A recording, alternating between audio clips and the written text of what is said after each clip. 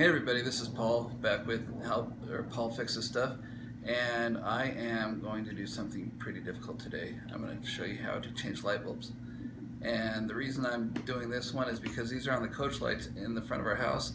We have two on either side of our garage doors, or one on each side of our garage doors.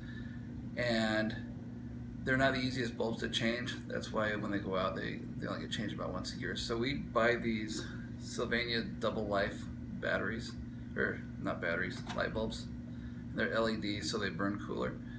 And I should say that they don't burn as hot. But anyway, these Double Life batteries, they're not batteries, light bulbs, they tend to last twice as long, believe it or not. So anyway, I'm just going to walk you through how to do those, and then if we have time, I'll change a couple of T8 light bulbs in our garage as well that are the fluorescent tube light bulbs. When we first moved in our house, we bought the house brand new, which was nice because we picked out these fixtures for either side of the garage, and they're really nice. You know, there's glass surrounding them. So the first time they went out, I came out here and started like taking it apart, trying to figure out how to change a light bulb. And it took me a minute.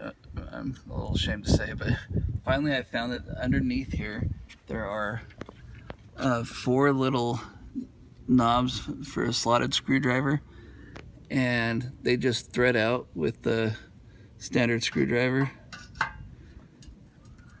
And there's a rubber gasket on the other side of it, but when they come out, this whole glass piece will come down, and then you'll have access to the light bulb.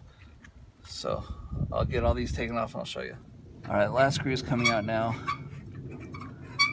And one of the hardest things to do when you're changing these things is to not lose the screws, because for me, right below me, which she doesn't have to pan down because I'm wearing flip-flops, you don't want to see my feet, but one of the hardest things is to keep the screws from falling.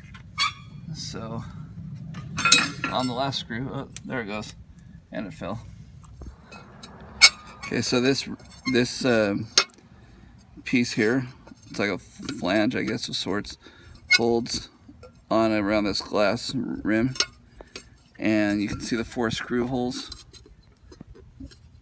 and that's what. And we have the 4 screws. That's what the 4 screws are. Will hold it into the top container part. You can also see we get some gnats in there. Yum. So this is a good time to clean all that out, clean the inside of the glass, and make it look nice again. Okay. All right, so I'm just tightening up the 4 screws in here now. We changed the bulb. Remember, before you put this all on, to test the bulb, just in case it's more than the bulb. If it's the ballast, you have to change the ballast. Then you're gonna do all the work, take all this off, change the bulb, put it all back on, and then realize it's a ballast, and it's not gonna be the best day of your life. So anyway, when we took these off, I just took them in the house and washed them, cleaned them up so they're nice and clean, no bugs inside. And we'll turn them on here in a second. But we've already tested them, so we know they're working. So I'm just going to finish these up, and we'll turn them on, and that's it. If you found this somewhat informative, I mean, you can use this same technique for changing light bulbs in your own house even. And ceiling fans, recessed light bulbs, you just counter lefty-loosey, righty-tighty, and you can change them really easy.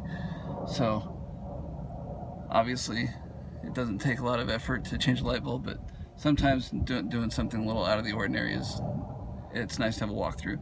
So if it's informative, like it, comment, subscribe, and that's it. Alright, as you can see, they work, and they work because Paul fixes stuff, and science is the other reason. Anyway, like and subscribe. Thanks.